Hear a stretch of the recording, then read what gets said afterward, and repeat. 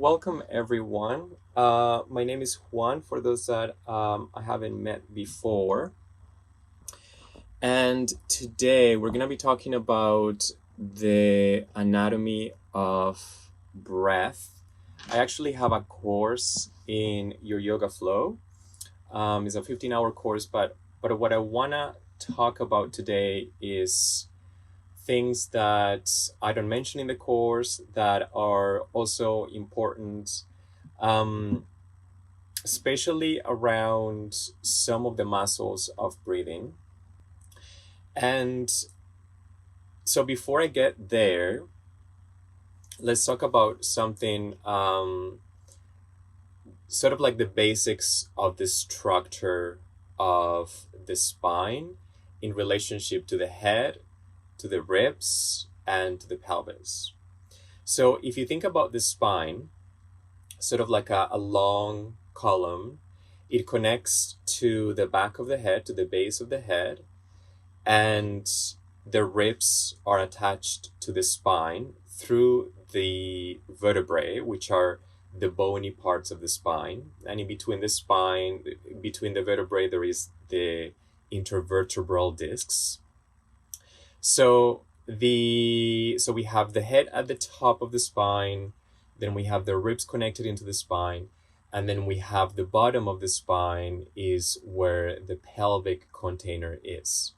So one important thing to know is, and this is something that I learned from Tom Myers, is that he calls it rings. So the ring of the head, the ring of the ribs, and the ring of the pelvis. So if you think about sort of rings that connect into the spine. And there is sort of a specific functions for that. So so if you notice, if you visualize, and we're going to do lots of visualization today because part of the conversation is somatic, meaning that we're going to try to visualize and to feel our own anatomy as opposed to learning from a book or learning from someone else telling you what your anatomy looks like. The idea is to also, and it's very powerful, to also be able to feel our own anatomy. We might know a little bit of anatomy. A lot of us have different experiences when it comes to anatomy. So even if when you visualize something in anatomy is not perfect, that's okay. It doesn't have to be perfect. It doesn't have to be how the books tell you that anatomy should look like. And at any time, feel free to close your eyes in this practice. And as I talk, you can also just visualize yourself doing some of the exercises that I'm going to be mentioning. So you can start to visualize the base of the head sitting into the spine as like a ring sitting onto the spine. And then visualize the chest, or more specifically, the rib cage, also eventually connecting into the spine through the back of the body. And then visualizing also sort of like the spine at the base, and then the pelvis coming from the sacrum and around, also sitting at the base of the spine. So we have those three rings: head, ribs, pelvis. Going back into the ring of the head, when we inhale, air comes in and goes into the ring of the ribs. And then in the area of the ribs, let's say that pulsing happens. So the pulsing of the heart, the movement of the diaphragm, which we're going to get into in a second, the movement of the lungs. There is obviously pulsing in other lymphatic systems in the body, but just for the analogy or just for the conversation, we're going to stay with the pulsing of the heart, or saying that the ring around the ribs is the ring that contains pulse. The ring of the head is a ring that contains air, breath that comes in. And then the ring of the pelvis is mostly for digestion, is the part that contains the organs for digestion. So it is a nice way to sort of compartmental or separate the spine into three different sections: the top, the middle, and the bottom. So when we take a deep inhale, and at any time you can also place your hands on your ribs at the front or at the back. And when we're not thinking about breath, usually, and everyone is going to have a different breathing pattern, the belly expands, the ribs expand. Some people might tend to expand the belly a little bit more. Some people might tend to expand the ribs a little bit more. Everyone has a different movement pattern, or breathing pattern when it comes to breathing. And the powerful thing about yoga and mindful movement is that it helps us in bringing awareness into the breath. It doesn't mean that the way we breathe is wrong. The way we breathe is perfect and excellent, and it is there to support us, and we don't have to think about it. And that's the beautiful thing about breath. But what we do in yoga and other forms of mindful movement is that we are bringing an awareness into the breath, so then we also have different tools to stimulate the breath, to increase the efficiency of breathing, and in a way to make our breathing patterns more intelligent. The same way that when you go to a yoga class and you go over and over and over and you learn movement patterns through yoga, your body is becoming more intelligent and more efficient, and it translates into different ways of how you move into the world and how you support yourself. So similar with the breath, we can do this with pranayama, or we don't have to also call it pranayama. We can also call it breathing exercises. With these breathing exercises, we can also increase range of motion, and as I said before, efficiency of movement, and just bring more intelligence into our breathing patterns. So you can think of, this is the sternum, which is that bone in the middle, that in which the ribs are connected through cartilage. So just a quick note that bone will never, or the bones of the ribs will never get into the sternum. The sternum is a bone, but most of the ribs are connected into the sternum through cartilage. Cartilage is connective tissue.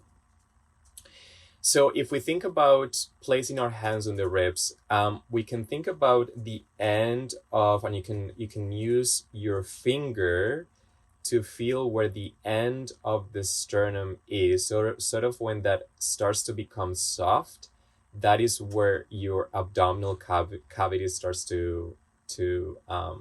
starts there, basically. So that is the end of the sternum. We're gonna place our hands right there. So it's just around the breastbone also. Some people call it that way. If we place our hands around the bottom of the ribs,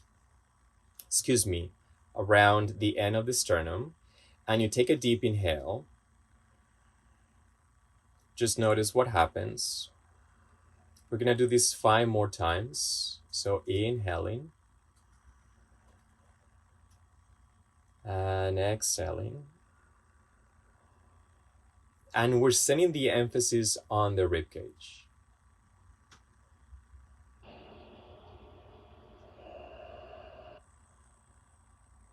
3 more times.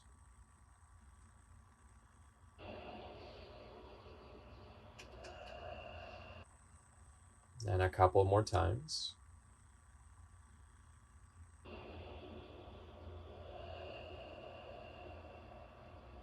And then the last time.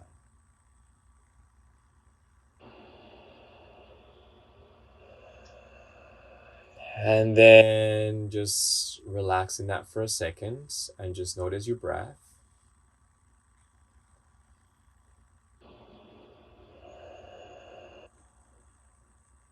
Now, the powerful thing about this is that we felt our ribs expand and we brought attention into the ribs expanding.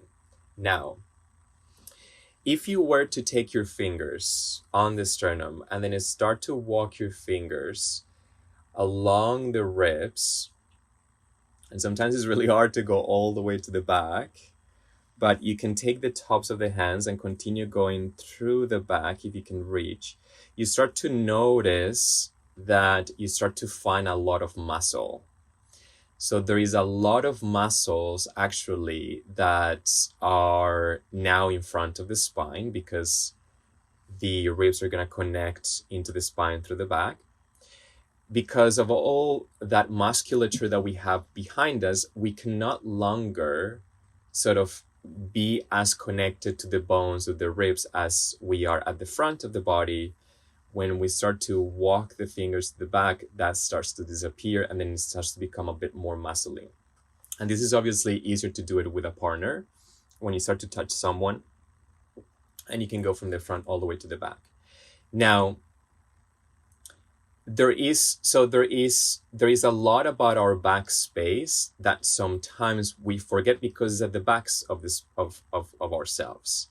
We don't have our attention always toward the back. We always have the attention toward the front. As yoga teachers, an important thing about yoga is to tell the students and to, in a way, challenge the students to see if they can feel their back expanding. Even though when you place your hands here, you can easily feel the ribs expand. When you place your hands behind you, it might not be as easy. You feel a lot of muscles getting on the way. There is connective tissue getting on the way. So this is where somatic feeling comes into place, and visualization is to imagine and feel that the back of the body is expanding. So if we were to put our hands again on the ribs, or maybe even to the sides, let's just do 3 cycles of breath here. You can inhale through the nose, feel the ribs expand, and also visualize your ribs expanding behind you. You can even place your back against a chair behind you, but make sure you don't slouch. You can still stay nice and tall. Exhale and inhale. Feel the back of the body expand. Even if you actually might not feel much, visualize happening. Let's do one more. Expanding into the back. And exhale.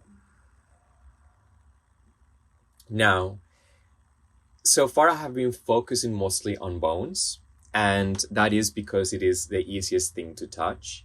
So the way that the ribs work is that they sort of go down slightly. They begin higher toward the front. They start to sort of go toward the inferior part of the body. But then when you take a deep inhale, especially the middle of the ribs, not so much the first ribs or the floating ribs toward the end, but especially the middle of the ribs, they sort of start to think of like a bucket handle. They move like a bucket handle. So they go from the bottom, and then you inhale, and then they move almost like you could slide your hands underneath it and sort of like pull the handle. So they're not expanding front and sides. They are, but the way the bones are moving is they are slowly coming from the bottom, reaching up as you inhale, like a bucket handle. And in fact, if you think about the rib cage, you can think about like a laundry basket, one of those plastic ones that are sort of floppy and with a very thin plastic. And once you put clothes in them, they start to sort of form more like a basket. Or think of a basket where you put groceries, like one of those baskets made of like palm trees, palm leaves, that are sort of dried palm leaves that have sort of like that crinky sound, or that sound that once you put things in them, they start to expand, and then they start to sort of like make these sounds of all those palm trees, dry palm trees or dry palm leaves together. So the rib cage is very much like that, because we have the lungs, because we have the heart. It is containing the lungs, the heart, the diaphragm, muscles attached over the bones, but also underneath the bones. So all those contents is what is making the ribs to expand and to hold its shape. So when we inhale, it's almost like the basket is expanding, and as you exhale, the basket is softening, or is sort of like a bit going back into a smaller shape. Now, when we think about the diaphragm, so the diaphragm is the muscle of breathing. I'm just gonna check time here. The diaphragm is the muscle of breathing. And I like you to visualize a jellyfish or a parachute or an umbrella. And it is going to be placed, like if you look at your own body, and this is a generalization and everybody's going to be different, but it's somewhere around slightly higher than the end of the sternum, somewhere around the nipples.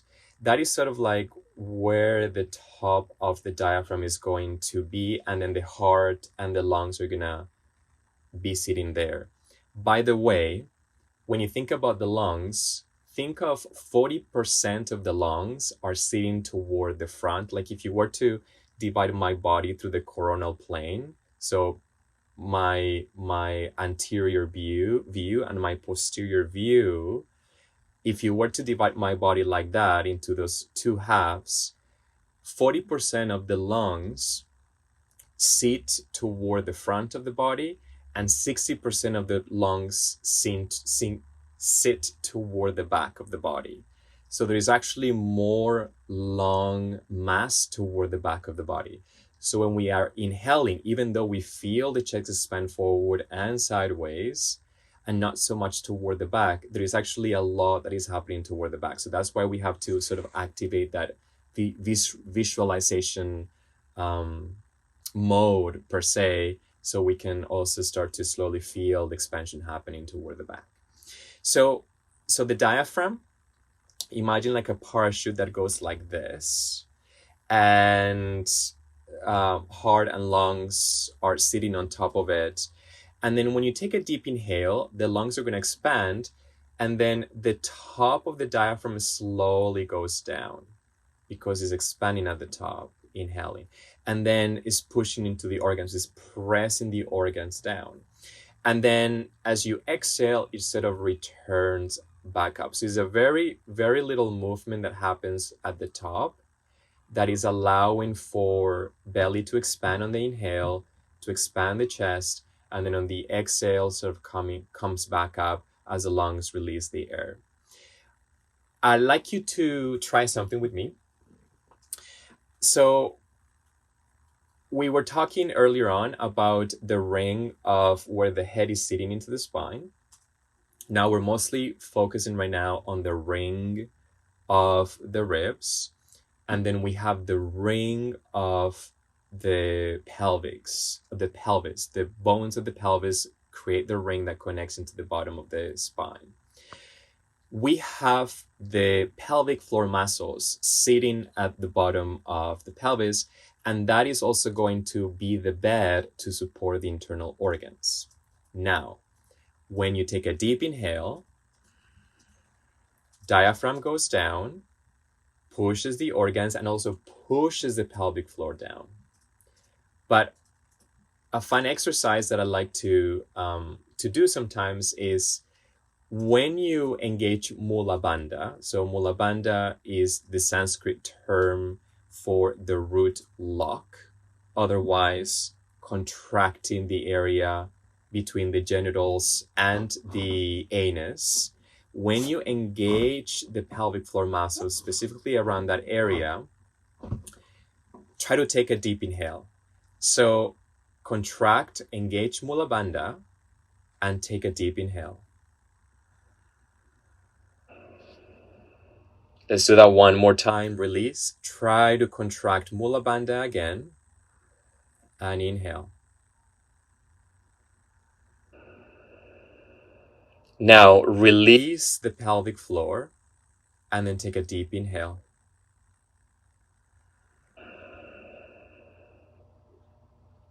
And let's do that once again.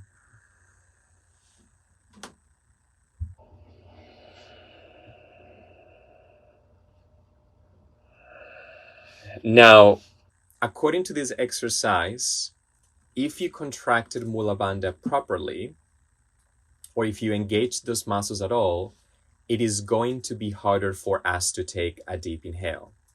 When we release the pelvic floor, it is easier for us to access that full expansion. This is also good to know because a lot of students sometimes ask, am I supposed to always engage mula bandha in my yoga practice? Am I supposed to try to contract it all the time? And the answer is no, because if you are always contracting mula bandha, you are overdoing it. So then when you get to take a deep inhale, you're not going to be able to take as a deep inhale as you could take without it being contracted. This is good to be able to take a deep inhale sometimes, because that is the best way for the diaphragm to expand. So if you think about strengthening muscles, the diaphragm, we cannot put weights on our chest and start to inhale and exhale to strengthen the diaphragm. It's not like a bicep curl that we do at the gym. So the diaphragm is an involuntary muscle, which means that it's always moving. And the only way that we can stop our breath is because we are stopping the muscles that are connected into the ribs. There is these very important muscles called the ischialins, and those are neck muscles that are going to be connected into the first rib. And then they are basically helping to bring the chest up toward the neck, as opposed to bringing the head toward the neck as we inhale and exhale. If we don't have awareness in the breath, sometimes that can happen.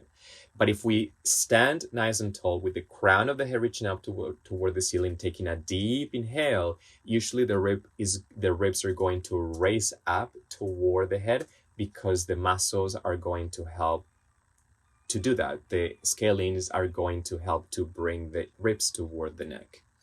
Now, that was a bit of a side note. So talking back about the taking a deep inhale and mula bandha. So we want to be able to take a deep inhale, not all the time, because we also want to continue to keep our normal breathing, because that is part of the nervous system staying in a state of balance. We always don't want to exaggerate our inhalations, and we don't want to always exaggerate our exhalations, because exaggeration going to the ends of the spectrum most of the time doesn't lead to a balanced state. We always want to be somewhere in the middle. So this is just for when we practice pranayama, or we just invite students to take a deep inhale, a deep exhale, so they can really feel the chest expand, so they can allow for the diaphragm to find its full range of motion. That is a great way that we can also strengthen the diaphragm, is by allowing it to access its full range of motion. Interestingly enough, when you think about back bending, so let's say that you are in cobra and you have your hands on the floor, you lift your chest up toward the ceiling, and you're trying really hard to lift from the chest, because as you may know, your lower back and your cervical spine tend to sort of take over in back bends. And it doesn't matter how long you try, even if you take an x-ray of your spine in a cobra and lifting your chest up, you're still going to have a little bit of a concave curve in your middle back. You're still going to have a little bit of a kyphotic curve. So the cervical spine, the lower back, are lordoric curves. So they go like this, concave in toward the front of the body. And the middle, the thoracic, goes like this, so kyphotic, so it goes toward the back of the body. So even if you take a deep back bend, your middle back, it won't go like this. It will still be doing this. So because it is that system, that structure is so protected, because it is protecting lungs and heart, and the ribs are attached to it, so it's actually very hard to find a lot of range of motion in the mid back. So when you're moving into a back bends are great because it really, is that movement that allows for the intervertebral discs to move and to absorb nutrients as we try to extend and lengthen the spine, as opposed to always sort of like sitting like this, forward fold, compressing into the intervertebral discs. So the intervertebral discs really benefit from movement, from back bending, from lengthening through the spine, because they act like sponges. They absorb nutrients and liquid to stay healthy. So when you think about back bending and you're trying to like back bend your mid back, to bring that a bit of movement into that area, so you can also bring a little bit of movement into the discs. Another way that you can also bring or try to create a space and to stimulate movement there is just by taking a deep inhale and a deep exhale. Is by expanding, thinking and imagining that you're sending the breath toward the back space, and then coming back in. So that's another benefit of breathing deep and pranayama and challenging breathing patterns. I'm just going to take the time. So let me see. So we talked about the diaphragm moving up and down. And we talk a little bit about the muscles that support the ribs to allow for the diaphragm. Now, one last thing I want to mention. I mean, there is so many things I could mention, but one last thing that is important to me. Let me just double check my notes here.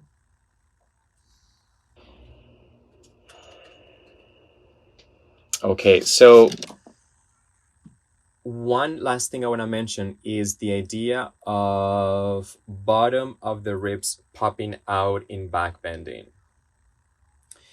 When you inhale, let's say inhale to bring the arms up to the ceiling, naturally, if we're not thinking about it, the lower ribs are sort of going to pop out, which is perfectly, because sometimes it's so nice to inhale, bring the arms up, look up, feeling that nice back bend. But if you want to bring the arms up, you can teach that, of course, in class. But if you want to be able to bring the arms up and tell the students to try to keep your ribs down, because when we bring the arms up, may also close the back of the body a little bit. So if you want to keep lots of space behind you, bring the arms up and drawing the ribs in.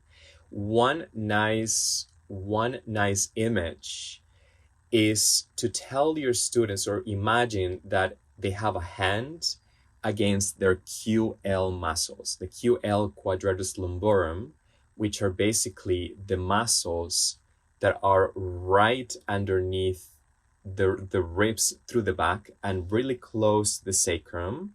So there are two muscles like that. The spine is in the middle like that, and they are all the way down next to the lumbar spine on top of the sacrum. Imagine that someone has the hand there. So when you inhale, think of inhale to bring the arms up and expand the breath into the QL muscles, because the QL muscles are then going to expand toward the back. They're going to be able to lift the rib cage through the back and then draw the front of the rib cage down. So it's another visualization we can use for classes. Instead of telling people, draw the bottom ribs down so you can stay connected to your core, you can also say, visualize your lower back expanding. That automatically may draw the ribs down without you mentioning that cue. And because the lower back especially, we might be so disconnected to it, is also a nice cue for people to send a breath there, to breathe through your lower back, expand. Let's just make sure that we cannot actually send breath into the lower back, but we are visualizing breath expand in the lower back, meaning breath comes down, presses into the organs, and the organs are pressing toward the lower back, expanding the QL muscles to draw the front of the ribs down. So if you have any questions, feel free to write them down. I'm so happy to answer these questions. And also, thank you so much for joining me today. I hope you have a wonderful rest of your day. Thank you all. Namaste.